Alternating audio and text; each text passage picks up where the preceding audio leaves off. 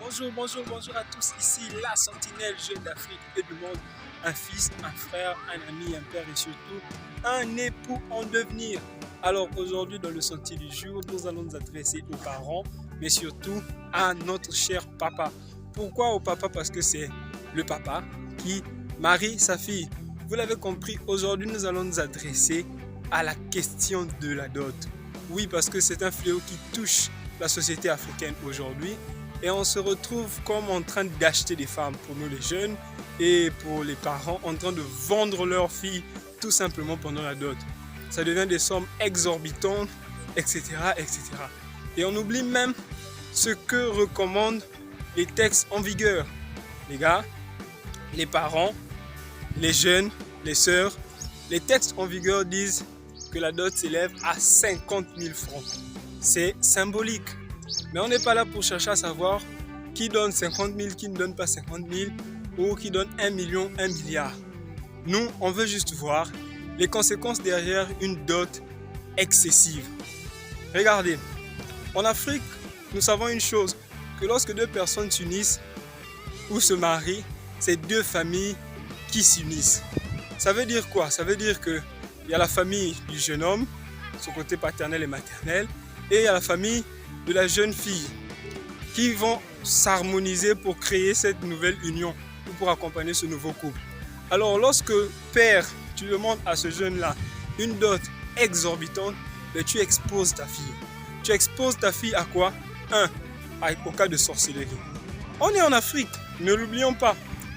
Vous allez demander à un jeune de vous donner 500 000, 800 000, 1 million de dot sans compter toutes les dépenses qui s'y a à faire, ben, ça fait que la famille, la belle famille que vous recevez ce jour-là, ben, n'oubliez pas qu'en Afrique, il y a toujours un sorcier, il y a toujours de la sorcellerie dans toutes les familles. Ben, ils écoutent, ils savent à peu près à combien leur fils est en train d'épouser votre fille. Et si le montant est trop énorme, ça les énerve. Parce que, parfois l'argent ne sort même pas de leur poche. Ben, vous savez bien, l'Afrique, c'est quoi? C'est que, ben, on est conscient du fait que l'autre en a, il peut le faire. Mais s'il en a trop et qu'il veut faire un peu plus, on a l'impression qu'il veut se montrer. Donc il y a quelqu'un, il y a un oncle comme ça, ou je sais pas, une tante comme ça qui est assise, qui entend que non, on a demandé à leur neveu 2 millions pour votre fille. Ça l'énerve. Il se dit, même moi quand on m'a épousé, on ne m'avait pas demandé autant. Qu'est-ce que cette fille a de si particulier? Et ça fait quoi? Ben, ça fait que la sorcellerie va s'y mêler. Et du coup, votre fille, vous allez vous retrouver là. Ça fait 5, 10 ans qu'elle est mariée. Elle n'a pas d'enfant. Et ben, vous connaissez la suite. Vous connaissez les églises, les cellules de prière, et ainsi de suite. Vous connaissez ce qui va suivre. Le deuxième cas, c'est que vous exposez votre enfant à un foyer malheureux. Pourquoi? Parce qu'il y a certains jeunes qui, quand ils finissent d'avoir donné une dot aussi exorbitante que celle-là, et qu'après le mariage, ils s'assoient pour réfléchir et faire un peu le tas, ils se rendent compte que pour juste me marier, pour juste avoir eu le droit d'avoir cette fille-là, vivre avec moi et que ses parents me connaissent, ben je viens de dépenser près de 8 millions comme ça, parfois plus, sans compter la dot et tout ce qui va avec, les tenues, tout ça. C'est peut-être 8 à 10 millions qui viennent de s'envoler comme ça.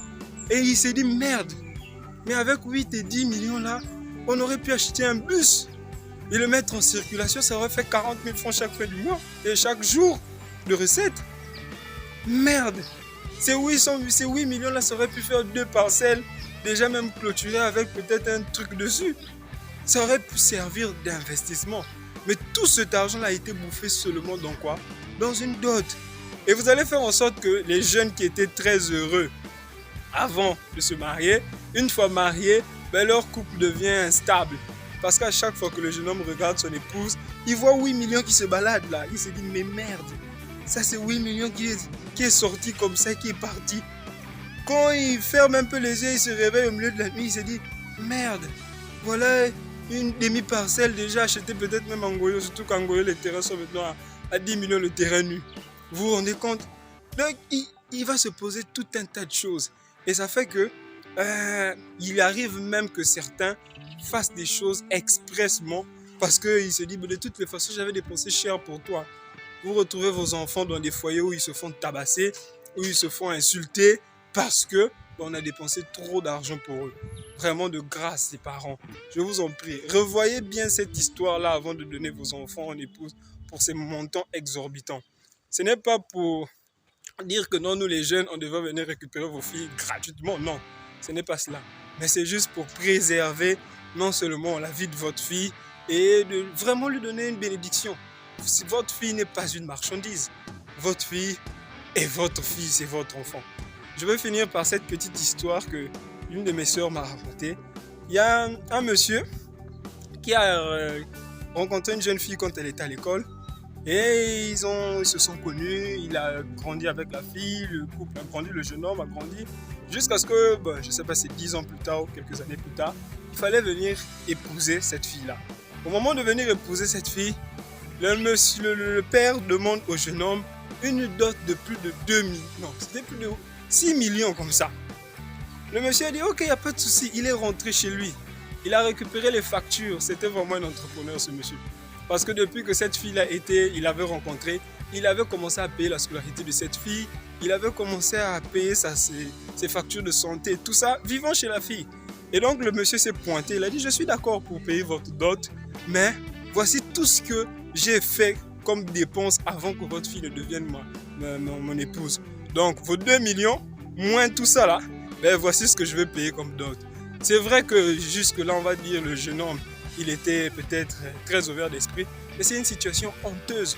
Vous vous rendez compte? Très honteuse, surtout pour le beau-père. Quand on vous rappelle à l'ordre comme ça, ce n'est pas que votre fille est devenue un bien pour le vendre.